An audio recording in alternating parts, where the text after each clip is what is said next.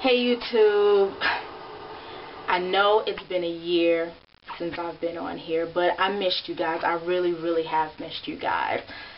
So many things have changed, so many great things have changed in my life, so many positive things have changed in my life. A few bad things, but you know, nothing that I can't change, nothing that I can't fix. But number one thing is that I've moved yet again. But I really like where I'm living now. It's very peaceful, it's very quiet. The schools around here are pretty decent, so I'm going to work with it. Another thing is that I found out that I have type 2 diabetes. So I'm working on that with medications, metformin, diet, exercise, trying to get down to a comfortable weight so that I can get off of these medications. I've talked to a lot of people who have type 2 diabetes, and they said that it is I guess reversible, or it is something that I can diminish, you know. So I'm going to see if I can do that. The only bad thing about having type 2 diabetes is that I can't drink as much. No more wine because wine has sugar. No more breads and pastas because of the carbohydrates and the sugars. Oops, I just bumped my camera. But a lot of things that I have to sacrifice, but I don't mind. It's for my health, so I'm going to go full force with it, and hopefully it'll work out for the best. But one of the things that I wanted to come on here and talk about is my lack of a sex life. Oh my God. Oh my God. I'm not even going to say lack of a sex life. I'm going to say my non-existent sex life. The end of December, it will be a year since I've had sex. Now, when I say sex, I mean human intercourse. I don't mean things that I do with my sex toys or my vibrators or my eggs or anything like that, because I still get it in like that.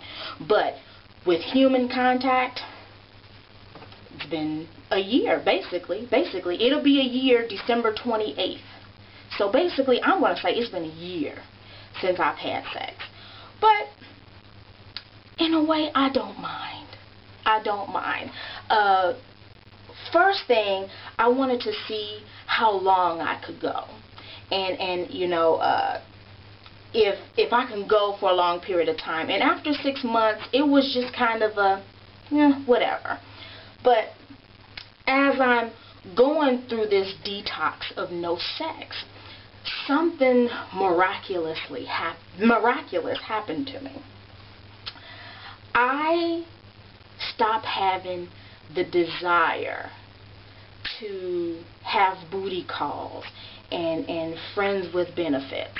I stopped having the desire to do that. And that's probably why this abstinence thing has stretched out to a year, because I'm not having booty calls and friends with benefits. You know, it's just, I don't know. I'm almost 40 now, y'all. I'm just going to put it out there. I turned 35 in November, and I don't know. The older I get, the more meaningful interactions and sex that I have or want to have with people. I don't want to do, I don't know. I've just really grown out of that friends with benefits stage. I really have. And the reason why I'm growing out of it is because that type of sex has been majority of the sex that I've had in my life. You know, a whole bunch of friends with benefits and one night stands or whatever. And you know, that shit is empty. That it leaves you empty. You know, so I'm walking through my life. And I'm going through my life, and I'm looking at all of the sexual experiences that I've had in the past, and I'm just thinking to myself, wow, that's a waste. That was a waste, because I've had very few sexual experiences with guys who meant anything to me. And to me, that's sad. To me, that is really sad. To me, it's really sad.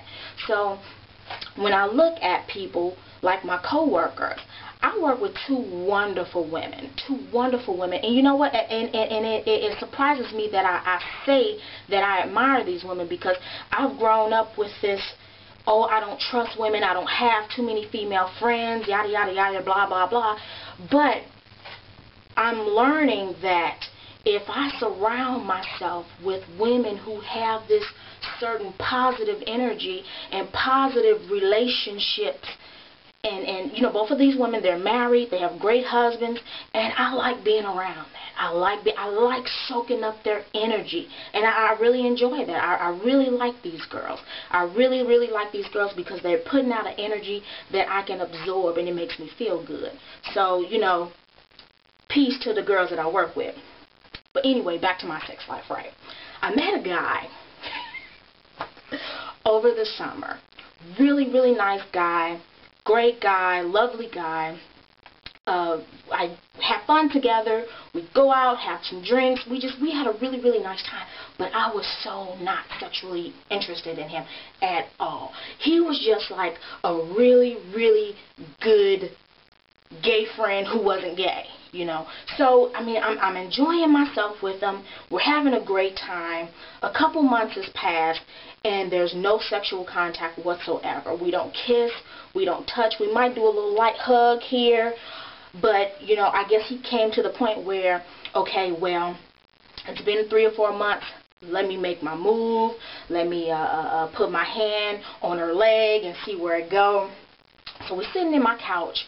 We're watching TV, and he throws his hand on my leg, and I was like, yo, stop.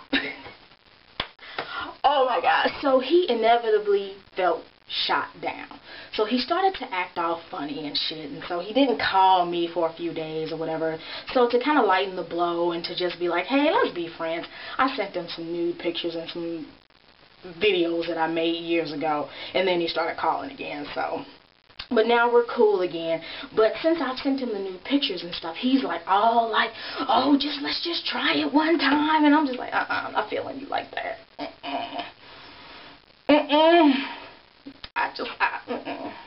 Let's just be friends. I ain't ready yet. But anyway, he's a good guy, and I really do like him. But we had a very interesting conversation about sex toys, because I do like sex toys.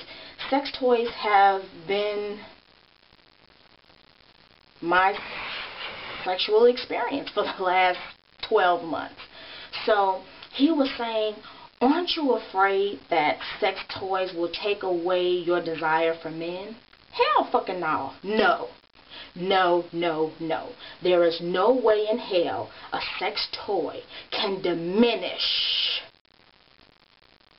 the experience with a man. It just does not. It just does not. I remember one of the best sexual experiences that I had really nothing to do with the penetration or anything. It had more to do with the skin-on-skin contact, just admiring his body and just admiring the way he smelled, the way it's just so weird, but everything about him just smelled wonderful. It just, his underarm smelled wonderful, just this little part of his neck smelled wonderful, his hair smelled wonderful, just his breath was just, it just oozed over me, and that was the few things that made the sexual experience so grand. It really had nothing to do with the penetration, although the penetration was nice, but that wasn't the only thing that made the sex great. It was just him washing over me.